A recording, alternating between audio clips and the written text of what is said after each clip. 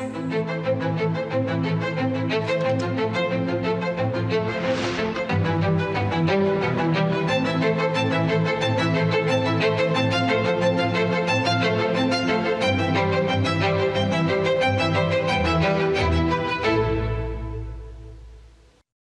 মৰমৰ দেশবাসী নমস্কাৰ।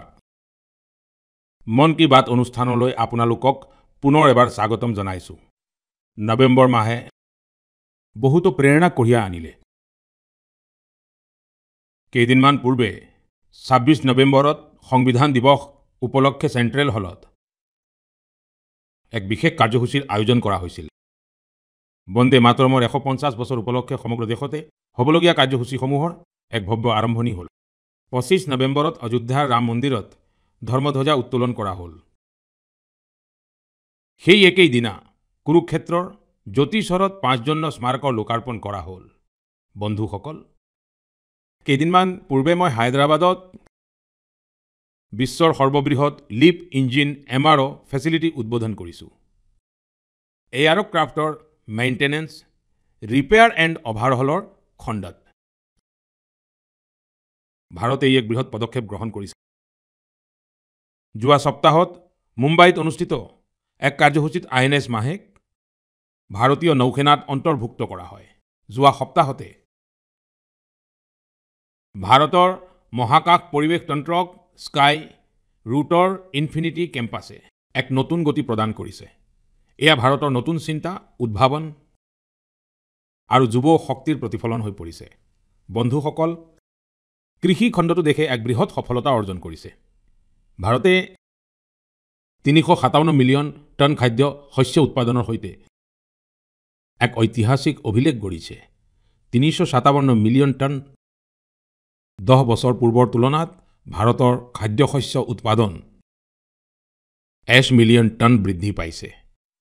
ক্ৰীড়া জগততো ভাৰতৰ বিজয় ধ্বজা উৰিছে। কেইদিনমান পূৰ্বে ভাৰত কমনৱেলথ গেমছৰ আয়োজক হিচাপেও ঘোষণা কৰা হৈছে। দেশবাসীৰ আৰু মন কি বাত দেশৰ জনসাধাৰণৰ এনে সফলতাবোৰক লোকসকলৰ সামূহিক প্ৰচেষ্টাক জনসাধাৰণৰ সন্মুখলৈ অনাৰ এক উৎকৃষ্ট মঞ্চ। বন্ধুসকল, যদি মনত একাগ্ৰতা থাকে, সামূহিক শক্তিৰ ওপৰত আৰু এটা দল হিচাপে কাম কৰাৰ বিশ্বাস থাকে, সৰি পৰি পুনৰ থিয় হোৱাৰ সাহস থাকে, তেন্তে কঠিনতকৈও কঠিন কামতো সফলতা নিশ্চিত হৈ পৰে। আপোনালোকে সেই সময়ছোৱাৰ কথা কল্পনা কৰক, যেতিয়া ছেটেলাইট নাছিল, GPS ছিষ্টেম নাছিল, নেভিগেশ্যনৰ কোনো সুবিধা নাছিল। তেতিয়াও আমাৰ নাবিকসকলে ডাঙৰ ডাঙৰ জাহাজ লৈ সমুদ্ৰলৈ ওলাই গৈছিল আৰু নিৰ্ধাৰিত স্থানত গৈ উপস্থিত হৈছিল। এতিয়া সাগৰৰ পৰা আগবাঢ়ি বিশ্বৰ দেশসমূহে মহাকাশৰ অনন্ত উচ্চতা জুখিছে। প্ৰত্যাহ্বান তাতো একেই, GPS ছিষ্টেম নাই, যোগাযোগৰো তেনে ব্যৱস্থা নাই। তেন্তে আমি কেনেকৈ আগবাঢ়িম? বন্ধুসকল, কেইদিনমান পূৰ্বে ছ'চিয়েল মিডিয়াত এটা ভিডিঅ'ই মোৰ দৃষ্টি আকৰ্ষণ কৰিছিল। এই ভিডিঅ'টো ইছৰোৰ এখন অনন্য ড্ৰোন প্ৰতিযোগিতাৰ আছিল। এই ভিডিঅ'টোত আমাৰ দেশৰ যুৱক যুৱতীসকল আৰু বিশেষকৈ আমাৰ জৈনজীয়ে মংগল গ্ৰহৰ দৰে পৰিস্থিতিত ড্ৰোন উৰুৱাবলৈ চেষ্টা কৰি আছিল। ড্ৰোনসমূহ উৰিছিল। কিছু মুহূৰ্ত ভাৰসাম্যত আছিল। তাৰ পিছত হঠাতে মাটিত সৰি পৰিছিল। কিয় জানেনে? কাৰণ ইয়াত যিবোৰ ড্ৰোন উৰি আছিল, সেইবোৰত GPSৰ সমৰ্থন একেবাৰেই নাছিল। মংগল গ্ৰহত GPS সম্ভৱ নহয়। সেয়েহে ড্ৰোনটোৱে কোনো বাহ্যিক সংকেত পোৱা নাছিল বা নিৰ্দেশনা লাভ কৰিব পৰা নাছিল। ড্ৰোনটোৱে নিজৰ কেমেৰা আৰু ইনবিল্ট ছফ্টৱেৰৰ সহায়ত উৰিব লাগিছিল। সেই সৰু ড্ৰোনটোৱে মাটিৰ পেটাৰ্ণ চিনিব লাগিছিল, উচ্চতা জুখিব লাগিছিল, বাধাসমূহ বুজিব লাগিছিল আৰু নিজেই নিৰাপদে অৱতৰণ কৰাৰ পথ বিচাৰি উলিয়াব লাগিছিল। সেইবাবে ড্ৰোনবোৰো এটাৰ পিছত এটাকৈ সৰি পৰিছিল। বন্ধুসকল, এই প্ৰতিযোগিতাত পুনেৰ যুৱক যুৱতীৰ এটা দলে কিছু পৰিমাণে সফলতা লাভ কৰিলে। তেওঁলোকৰ ড্ৰোনটো বহুবাৰ সৰি পৰিছিল, ক্ৰেছ হৈছিল, কিন্তু তেওঁলোকে হাৰ মনা নাছিল। বহুবাৰৰ প্ৰচেষ্টাৰ অন্তত এই দলটোৰ ড্ৰোনটোৱে মংগল গ্ৰহৰ পৰিস্থিতিত কিছু সময় উৰিবলৈ সক্ষম হ'ল। বন্ধুসকল, এই ভিডিঅ'টো চাই থাকোঁতে মোৰ মনলৈ আন এটা দৃশ্য ভাহি আহিল। সেইদিনা যেতিয়া চন্দ্ৰযান-2 সংযোগৰ বাহিৰলৈ গৈছিল, কেইদিনমানৰ বাবে সমগ্ৰ দেশ আৰু বিশেষকৈ বিজ্ঞানীসকল কিছু মুহূৰ্তৰ বাবে হতাশ হৈছিল। কিন্তু বন্ধুসকল, বিফলতাই তেওঁলোকক ৰখাব নোৱাৰিলে। সেইদিনাই তেওঁলোকে চন্দ্ৰযান-3ৰ সফলতাৰ কাহিনী লিখিবলৈ আৰম্ভ কৰিছিল। এয়াই কাৰণ যে যেতিয়া চন্দ্ৰযান-3য়ে সফল অৱতৰণ কৰিলে, সেয়া কেৱল এটা অভিযানৰ সফলতাই নাছিল, সেয়া আছিল বিফলতাৰ পৰা ওলাই আহি গঢ়ি তোলা বিশ্বাসৰ সফলতা। এই ভিডিঅ'টোত যিসকল যুৱকক দেখা গৈছে, তেওঁলোকৰ চকুত সেই একেই জিলিকনি দেখিবলৈ পোৱা গৈছে। প্ৰতিবাৰেই যেতিয়া মই আমাৰ যুৱক যুৱতীসকলৰ একাগ্ৰতা আৰু বিজ্ঞানীসকলৰ সমৰ্পণ দেখোঁ, তেতিয়া মন উৎসাহেৰে ভৰি পৰে। যুৱক যুৱতীসকলৰ এই একাগ্ৰতাই বিকশিত ভাৰতৰ এক বৃহৎ শক্তি। মোৰ মৰমৰ দেশবাসী, আপোনালোক সকলোৱে মৌৰ মিঠা সোৱাদৰ সৈতে নিশ্চয় পৰিচিত। কিন্তু প্ৰায়ে আমি এই কথা নাজানো, ইয়াৰ আঁৰত কিমান মানুহৰ পৰিশ্ৰম আছে, কিমান পৰম্পৰা আছে আৰু প্ৰকৃতিৰ সৈতে কিমান সুন্দৰ সমন্বয় আছে। বন্ধুসকল, জম্মু কাশ্মীৰৰ পাহাৰীয়া অঞ্চলত বন তুলসী অৰ্থাৎ চুলাই আছে। চুলাই ফুলৰ পৰা ইয়াৰ মৌ মাখিবোৰে এক অতি অনন্য মৌ তৈয়াৰ কৰে। এই মৌ বগা ৰঙৰ হয়, যাক ৰামবন চুলাই মৌ বুলি কোৱা হয়। কেইবছৰমান আগতে ৰামবন চুলাই মৌক GI টেগ দিয়া হৈছে। ইয়াৰ পিছত এই মৌৰ পৰিচয় সমগ্ৰ দেশতে গঢ়ি উঠিছে। বন্ধুসকল, দক্ষিণ কন্নড় জিলাৰ পুত্তুৰত তাৰ বনস্পতিবোৰ মৌ উৎপাদনৰ বাবে উৎকৃষ্ট বুলি গণ্য কৰা হয়। ইয়াত গ্ৰামজন্য নামৰ এটা কৃষক সংগঠনে এই প্ৰাকৃতিক উপহাৰক নতুন দিশ দিয়াছে। গ্ৰামজন্য ইয়াত এটা আধুনিক প্ৰচেছিং ইউনিট, এটা লেব, য'ত বটলিং, ষ্ট'ৰেজ আৰু ডিজিটেল ট্ৰেকিঙৰ দৰে সুবিধা যোগ কৰিছে। এতিয়া এই মৌ ব্ৰেণ্ডেড সামগ্ৰী হৈ গাঁৱৰ পৰা চহৰলৈকে গৈছে। এই প্ৰচেষ্টাৰ জৰিয়তে ২৫০০তকৈ অধিক কৃষকে লাভান্বিত হৈছে। বন্ধুসকল, কৰ্ণাটকৰে টুমকুৰ জিলাত শিৱগংগা কালিঞ্জিয়া নামৰ সংস্থাটোৰ প্ৰচেষ্টাও অতি প্ৰশংসনীয়। তেওঁলোকৰ দ্বাৰা ইয়াত প্ৰতিজন সদস্যক আৰম্ভণিতে ২টাকৈ মৌমাখিৰ বাকচ দিয়া হয়। এনেদৰে এই সংস্থাটোৱে অনেক কৃষকক নিজৰ অভিযানৰ সৈতে জড়িত কৰিছে। এতিয়া সংস্থাটোৰ সৈতে জড়িত কৃষকসকলে মিলি মৌ উলিয়ায়, উন্নতমানৰ পেকেজিং কৰে আৰু স্থানীয় বজাৰলৈ প্ৰেৰণ কৰে। ইয়াৰ জৰিয়তে তেওঁলোকে লাখ লাখ টকা উপাৰ্জন কৰিছে।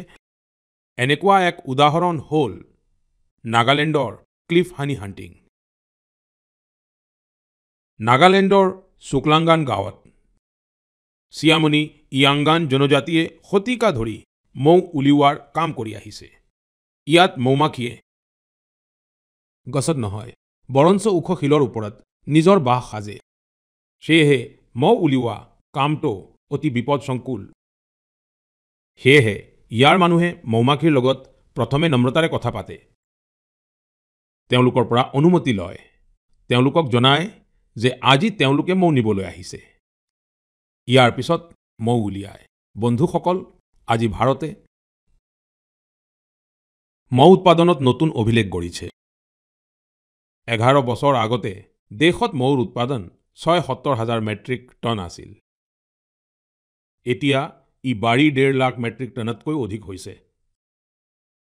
বিগত কিছু বছৰত মৌৰ ৰপ্তানিও ৩ গুণতকৈ অধিক বৃদ্ধি পাইছে। হানি মিছন কাৰ্যসূচীৰ অধীনত খাদী গ্ৰামোদ্যোগেও ২২৫,০০০তকৈ অধিক মৌমাখিৰ বক্স লোকসকলৰ মাজত বিতৰণ কৰিছে। ইয়াৰ জৰিয়তে হাজাৰ হাজাৰ লোকে নিয়োগৰ নতুন সুযোগ লাভ কৰিছে। অৰ্থাৎ দেশৰ ভিন্ন কোণত মৌৰ মিঠাও বাঢ়িছে আৰু এই মিঠাই কৃষকৰ আয়ু বৃদ্ধি কৰিছে। মোৰ মৰমৰ দেশবাসী, হাৰিয়ানাৰ কুৰুক্ষেত্ৰত মহাভাৰতৰ যুদ্ধ হৈছিল, এই কথা আমি সকলোৱে জানো।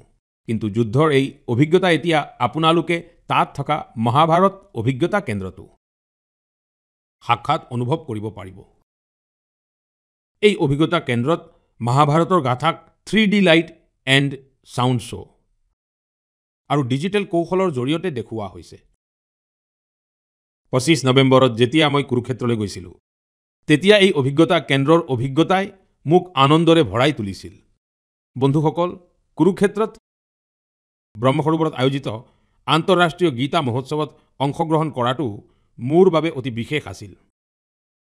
মই এইটো দেখি অতিশয় প্ৰভাৱিত হৈছিলোঁ যে কেনেকৈ বিশ্বৰ বিভিন্ন প্ৰান্তৰ লোকে দিব্য গ্ৰন্থ গীতাৰ দ্বাৰা অনুপ্ৰাণিত হৈছে। এই মহোৎসৱত ইউৰোপ আৰু মধ্য এছিয়াকে ধৰি বিশ্বৰ বহু দেশৰ লোকে অংশগ্ৰহণ কৰিছিল। এই মাহৰ আৰম্ভণিতে ছৌদি আৰবত প্ৰথমবাৰৰ বাবে কোনো ৰাজহুৱা মঞ্চত গীতা উপস্থাপন কৰা হৈছে। ইউৰোপৰ লাটভিয়াতো এক স্মৰণীয় গীতা মহোৎসৱ আয়োজন কৰা হৈছিল। এই মহোৎসৱত লাটভিয়া, এষ্টনিয়া, লিথুৱেনিয়া আৰু আলজেৰিয়াৰ শিল্পীসকলে উৎসাহেৰে অংশগ্ৰহণ কৰিছিল। বন্ধুসকল, ভাৰতৰ মহান সংস্কৃতিত শান্তি আৰু কৰুণাৰ ভাৱনা সৰ্বোপৰি হৈ আহিছে। আপোনালোকে দ্বিতীয় বিশ্বযুদ্ধৰ বিষয়ে কল্পনা কৰক। যেতিয়া চৌদিশে ধ্বংসৰ ভয়ানক পৰিৱেশ সৃষ্টি হৈছিল, এনেকুৱা কঠিন সময়ত গুজৰাটৰ নৱানগৰৰ জাম চাহাব, মহাৰাজ দিগ্বিজয় সিংজীয়ে যি মহান কাৰ্য কৰিছিল, সেয়াই আজিও আমাক প্ৰেৰণা দিয়ে। সেই সময়ত জাম চাহাবে কোনো সামৰিক মিত্ৰতা বা যুদ্ধৰ ৰণনীতিক লৈ চিন্তা কৰা নাছিল। বৰঞ্চ তেওঁৰ চিন্তা আছিল যে কেনেকৈ বিশ্বযুদ্ধৰ মাজত পলিছ ইহুদী শিশুসকলক ৰক্ষা কৰিব পাৰি। তেওঁ তেতিয়া গুজৰাটত হাজাৰ হাজাৰ শিশুক আশ্ৰয় দি তেওঁলোকক নতুন জীৱন দিছিল, যি আজিও এক উদাহৰণ। কিছুদিন পূৰ্বে দক্ষিণ ইজৰাইলৰ মুছাভ নেভাটিমত জাম চাহাবৰ প্ৰতিমূৰ্তি উন্মোচন কৰা হৈছিল। এইটো এটা অতি বিশেষ সন্মান আছিল। যোৱা বছৰ পোলেণ্ডৰ ৱাৰ্ছত মই জাম চাহাবৰ স্মাৰকত শ্ৰদ্ধাঞ্জলি অৰ্পণ কৰাৰ সৌভাগ্য লাভ কৰিছিলোঁ। মোৰ বাবে সেই মুহূৰ্তটো চিৰস্মৰণীয় হৈ ৰ'ব। মোৰ মৰমৰ দেশবাসী, কিছুদিন পূৰ্বে মই প্ৰাকৃতিক খেতিৰ এক বিশাল সন্মিলনত অংশগ্ৰহণ কৰিবলৈ কইম্বাটুৰলৈ গৈছিলোঁ। দক্ষিণ ভাৰতত প্ৰাকৃতিক খেতিক লৈ হোৱা প্ৰচেষ্টা দেখি মই বৰ প্ৰভাৱিত হৈছোঁ। কিমান যে যুৱ উচ্চ শিক্ষিত পেছাদাৰীয়ে এতিয়া প্ৰাকৃতিক খেতিৰ ক্ষেত্ৰখনক আঁকোৱালি লৈছে। মই তাত কৃষকসকলৰ সৈতে কথা পাতিলোঁ, তেওঁলোকৰ অভিজ্ঞতা জানিলোঁ। প্ৰাকৃতিক খেতি ভাৰতৰ প্ৰাচীন পৰম্পৰাৰ অংশ হৈ আহিছে আৰু আমি সকলোৱে কৰ্তব্য হিচাপে ধৰিত্ৰী আইক ৰক্ষা কৰিবলৈ ইয়াক নিৰন্তৰভাৱে আগুৱাই নিব লাগে। বন্ধুসকল, বিশ্বৰ আটাইতকৈ পুৰণি ভাষা আৰু বিশ্বৰ আটাইতকৈ প্ৰাচীন চহৰসমূহৰ মাজৰ এখন চহৰ, এই দুটাৰ সংগম সদায় অদ্ভুত হয়। মই কাশীৰ তামিল সংগমমৰ কথা কৈছোঁ। 2 ডিচেম্বৰৰ পৰা কাশীৰ নামো ঘাটত চতুৰ্থ কাশী তামিল সংগমম আৰম্ভ হ'ব। এইবাৰৰ কাশী তামিল সংগমমৰ থিম বৰ আকৰ্ষণীয়। লাৰ্ণ তামিল, তামিল কৰকলম, কাশী তামিল সংগমম। যিসকল লোকৰ তামিল ভাষাৰ প্ৰতি ভালপোৱা আছে, তেওঁলোকৰ বাবে ই এক গুৰুত্বপূৰ্ণ মঞ্চ হৈ পৰিছে। কাশীৰ লোকসকলৰ সৈতে যেতিয়াই কথা পাতো, তেওঁলোকে সদায় কয় যে কাশী তামিল সংগমৰ অংশ হোৱাটো তেওঁলোকৰ বাবে বৰ আনন্দদায়ক। ইয়াত তেওঁলোকে কিবা নতুন শিকিবলৈ আৰু নতুন নতুন মানুহ লগ পোৱাৰ সুযোগ পায়। এইবাৰো কাশীৰ লোকসকল সম্পূৰ্ণ জোচ আৰু উৎসাহেৰে তামিলনাডুৰ পৰা অহা নিজৰ ভাই ভনীসকলক আদৰণি জনাবলৈ বৰ উৎসুক হৈ আছে। মই আপোনালোক সকলোকে অনুৰোধ জনাইছোঁ যে আপোনালোকে কাশী তামিল সংগমৰ অংশ নিশ্চয় হ'ব। ইয়াৰ লগতে এনেকুৱা আন মঞ্চৰ বিষয়েও চিন্তা কৰক, যাৰ দ্বাৰা এক ভাৰত শ্ৰেষ্ঠ ভাৰতৰ ভাৱনা শক্তিশালী হয়। ইয়াত মই পুনৰ এবাৰ ক'ব বিচাৰিম, তামিল কলাচাৰম উয়ৰমানদ, তামিল মৌলি উয়ৰমানদ, তামিল ইণ্ডিয়াবিন পেৰুমিদম। মোৰ মৰমৰ দেশবাসী, যেতিয়া ভাৰতৰ সুৰক্ষা ব্যৱস্থা শক্তিশালী হয় তেতিয়া প্ৰতিগৰাকী ভাৰতীয়ই গৌৰৱ অনুভৱ কৰে। যোৱা সপ্তাহত মুম্বাইত INS মাহেক ভাৰতীয় নৌসেনাত অন্তৰ্ভুক্ত কৰা হয়। কিছু লোকৰ মাজত ইয়াৰ স্বদেশী ডিজাইনক লৈ যথেষ্ট চৰ্চা হৈছিল। আনহাতে পুডুচেৰী আৰু মালাবাৰ উপকূলৰ লোকসকল ইয়াৰ নামটোৰ বাবে আনন্দিত হৈছিল। দৰাচলতে ইয়াৰ মাহে নামটো সেই স্থান মাহেৰ নামেৰে ৰখা হৈছে, যাৰ এক সমৃদ্ধ ঐতিহাসিক ঐতিহ্য আছে। কেৰালা আৰু তামিলনাডুৰ বহু লোকে এই কথাত গুৰুত্ব দিছিল যে কলহৰীয়াপট্টুৰ এই যুদ্ধ জাহাজখনৰ ক্ৰেষ্ট উৰুমি পৰম্পৰাগত নমনীয় তৰোৱালৰ দৰে দেখা যায়। এইটো আমাৰ সকলোৰে বাবে গৌৰৱৰ বিষয় যে আমাৰ নৌসেনাই অতি দ্ৰুতগতিত আত্মনিৰ্ভৰশীলতাৰ দিশে আগবাঢ়িছে। 4 ডিচেম্বৰত আমি নৌসেনা দিৱস পালন কৰিবলৈ ওলাইছো। এই সুযোগটো আমাৰ সৈনিকসকলৰ অদম্য সাহস আৰু পৰাক্ৰমক সন্মান জনোৱাৰ এক বিশেষ দিন। বন্ধুসকল, যিসকল লোকে নৌসেনা সম্পৰ্কীয় পৰ্যটনত আগ্ৰহী, তেওঁলোকৰ বাবে আমাৰ দেশত এনে বহু ঠাই আছে যলৈ গ'লে তেওঁলোকে বহু কথা শিকিব পাৰিব। দেশৰ পশ্চিম উপকূলত গুজৰাটৰ সোমনাথৰ ওচৰত দিউ নামৰ এখন জিলা আছে। দিউত INS খোকৰীক সমৰ্পিত খোকৰী মেমৰিয়েল এণ্ড মিউজিয়াম আছে। আনহাতে গোৱাত নেভেল এভিয়েশ্যন মিউজিয়াম আছে, যি এছিয়াৰ ভিতৰতে এক অনন্য সংগ্ৰহালয়। ফৰ্ট কোচিৰ INS দ্ৰোণাচাৰ্যত ইণ্ডিয়ান নেভেল মেৰিটাইম মিউজিয়াম আছে। ইয়াত আমাৰ দেশৰ সামুদ্ৰিক ইতিহাস আৰু ভাৰতীয় নৌসেনাৰ বিৱৰ্তন দেখা যায়। শ্ৰী বিজয়াপুৰম, যাক আগতে পৰ্ট ব্লেয়াৰ বুলি কোৱা হৈছিল, তাত থকা সামুদ্ৰিকা নেভেল মেৰিন মিউজিয়ামখন সেই অঞ্চলৰ সমৃদ্ধ ইতিহাস তুলি ধৰাৰ বাবে জনাজাত। কাৰৱাৰৰ ৰবীন্দ্ৰনাথ ঠাকুৰ বিচ্চত ৱাৰশ্বিপ মিউজিয়ামত মিছাইল আৰু অস্ত্ৰ শস্ত্ৰৰ ৰেপ্লিকা ৰখা হৈছে। বিশাখাপট্টনমতো ভাৰতীয় নৌসেনাৰ সৈতে জড়িত এটা ছাবমেৰিন, হেলিকপ্টাৰ আৰু এয়াৰক্ৰাফ্ট মিউজিয়াম আছে। মই আপোনালোক সকলোকে, বিশেষকৈ সামৰিক ইতিহাসত আগ্ৰহী লোকসকলক অনুৰোধ জনাইছোঁ যে আপোনালোকে এই সংগ্ৰহালয়সমূহ চাবলৈ নিশ্চয় যাব। মোৰ মৰমৰ দেশবাসী, শীতকাল আহিছে আৰু ইয়াৰ লগে লগে শীতকালীন পৰ্যটনৰ সময়ো আহি পৰিছে। বিশ্বৰ বহু দেশে শীতকালত হোৱা পৰ্যটনক উইণ্টাৰ টুৰিজমক তেওঁলোকৰ অৰ্থনীতিৰ এক বৃহৎ ভেটি হিচাপে গঢ়ি তুলিছে। বহু দেশত বিশ্বৰ আটাইতকৈ সফল উইণ্টাৰ ফেষ্টিভেল আৰু উইণ্টাৰ স্পৰ্টছ মডেল আছে। এই দুটা অংশ skiing, snowboarding, snow trekking, ice climbing আৰু ফেমিলি স্নো পাৰ্কৰ দৰে অভিজ্ঞতাক নিজৰ পৰিচয় কৰি তুলিছে। তেওঁলোকে নিজৰ উইণ্টাৰ ফেষ্টিভেলসমূহকো বিশ্বব্যাপী আকৰ্ষণৰ কেন্দ্ৰবিন্দু কৰি তুলিছে।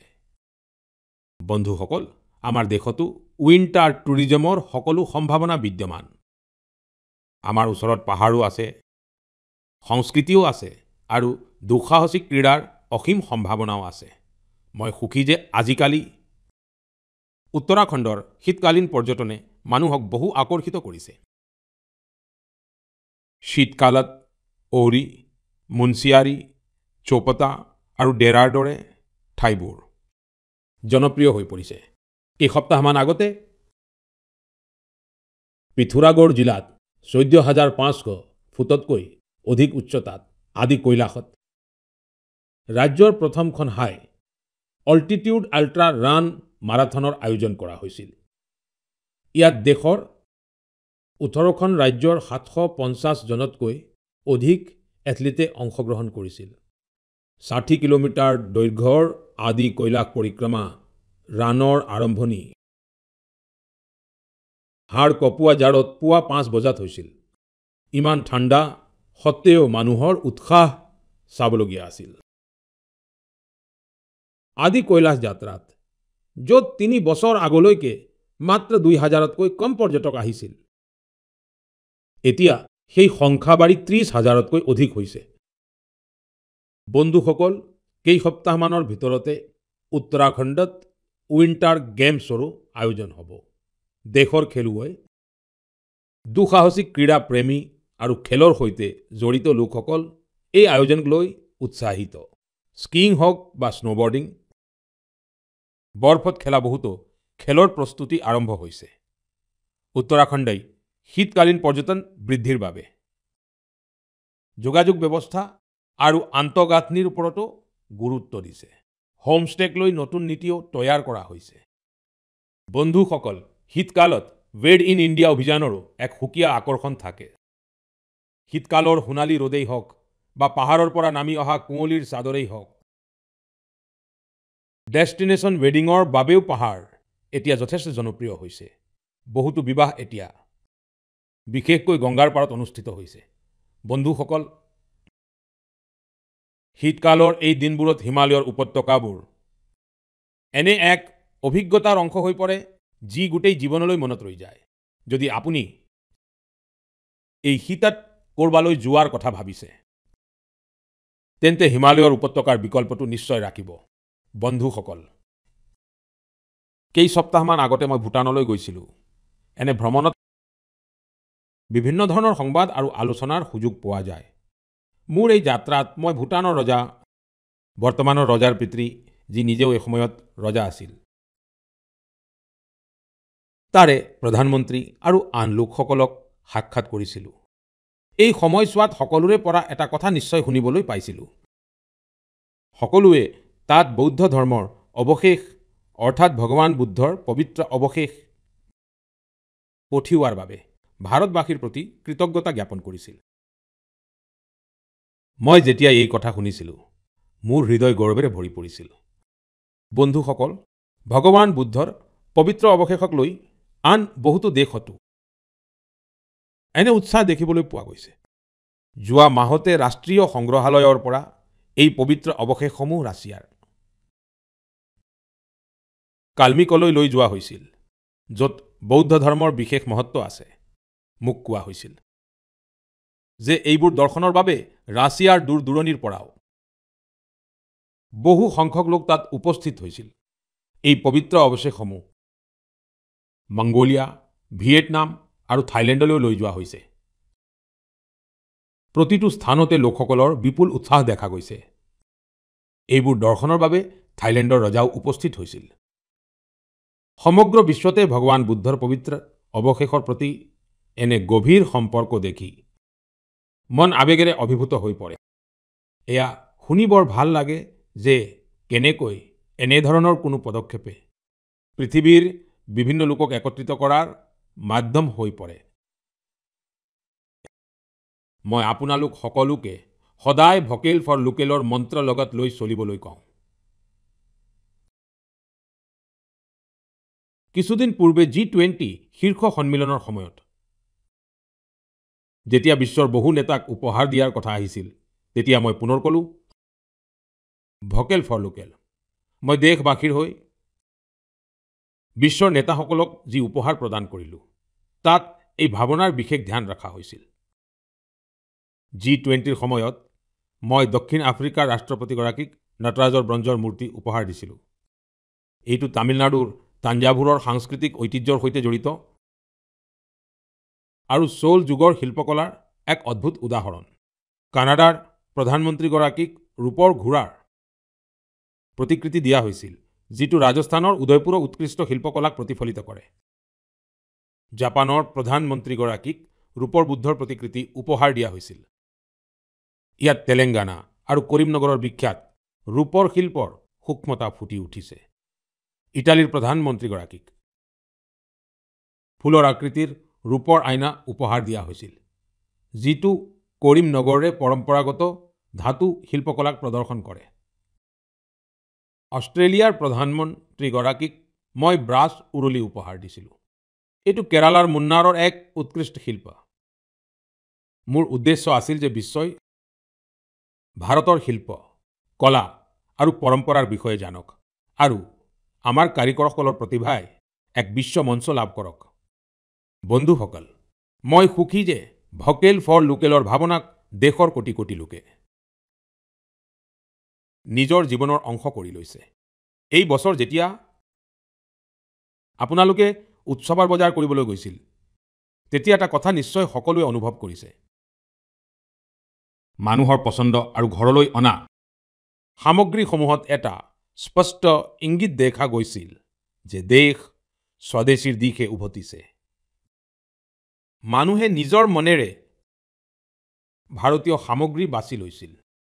এই পৰিৱৰ্তন সৰুৰ পৰা সৰু দোকানীজনেও অনুভৱ কৰিছিল।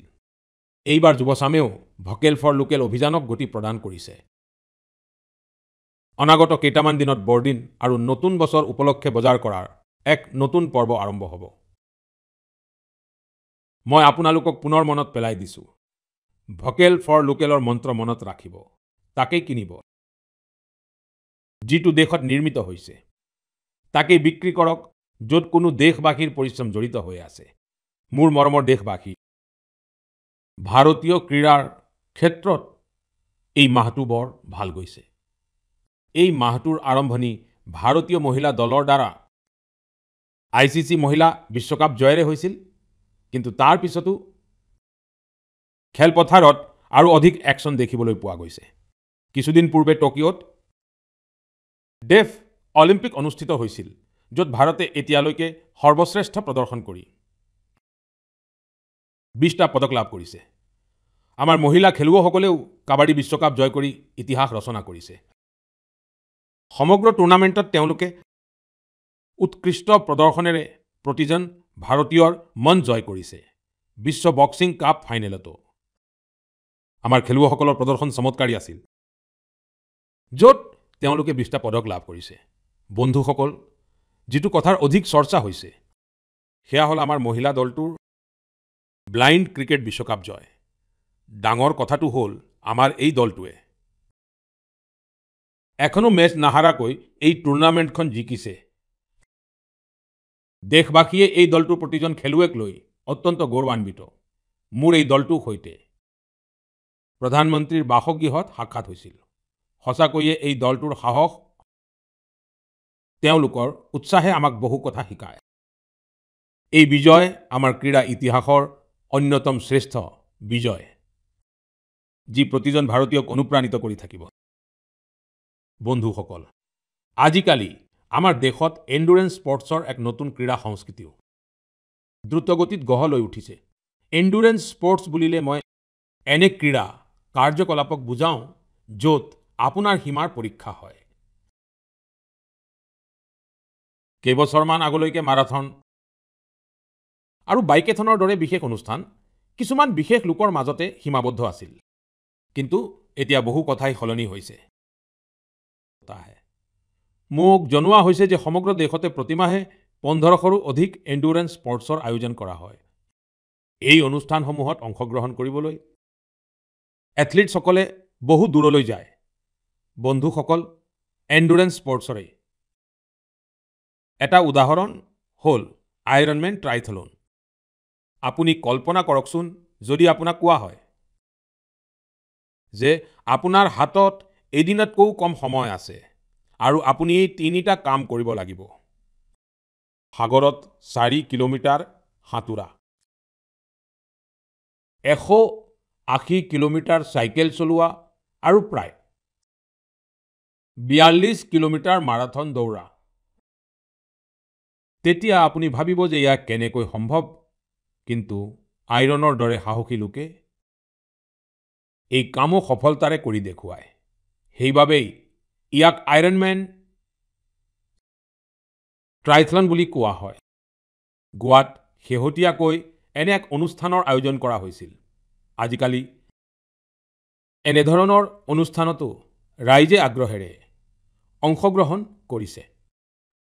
এনে বহুতো প্ৰতিযোগিতাও আছে, যিবোৰ আমাৰ যুৱ সতীৰ্থসকলৰ মাজত অতি জনপ্ৰিয় হৈ পৰিছে। আজিকালি বহু লোকে ফিট ইণ্ডিয়া ছানডে জ'ন চাইকেলৰ দৰে কাৰ্যসূচীত অংশ ল'বলৈ একত্ৰিত হৈছে। এই সকলোবোৰ এনেকুৱা বস্তু যিয়ে ফিটনেছক উৎসাহিত কৰিছে। বন্ধুসকল, প্ৰতি মাহে আপোনালোকক লগ পোৱাটো মোৰ বাবে সদায় এক নতুন অভিজ্ঞতা আপোনালোকৰ কাহিনী আপোনালোকৰ প্ৰচেষ্টাই মোক নতুনকৈ অনুপ্ৰাণিত কৰে আপোনালোকে নিজৰ বাৰ্তাত যি পৰামৰ্শ প্ৰেৰণ কৰে যি অভিজ্ঞতা বৰ্ণনা কৰে তাৰ পৰা আমি এই কাৰ্যসূচীত ভাৰতৰ বৈচিত্ৰ্যক সামৰি লোৱাৰ প্ৰেৰণা লাভ কৰোঁ যেতিয়া আমি অহা মাহত মিলিত হ'ম তেতিয়া 2025 শেষ হ'বলৈ ওলাব দেশৰ অধিকাংশ অঞ্চলতে এতিয়া ঠাণ্ডাৰ প্ৰকোপো বাঢ়িব শীতকালত আপোনালোকে নিজৰ আৰু পৰিয়ালৰ বিশেষ যত্ন ল'ব অহা মাহত আমি কিছুমান নতুন বিষয় নতুন ব্যক্তিত্বৰ বিষয়ে নিশ্চয় আলোচনা কৰিম বহুত বহুত ধন্যবাদ নমস্কাৰ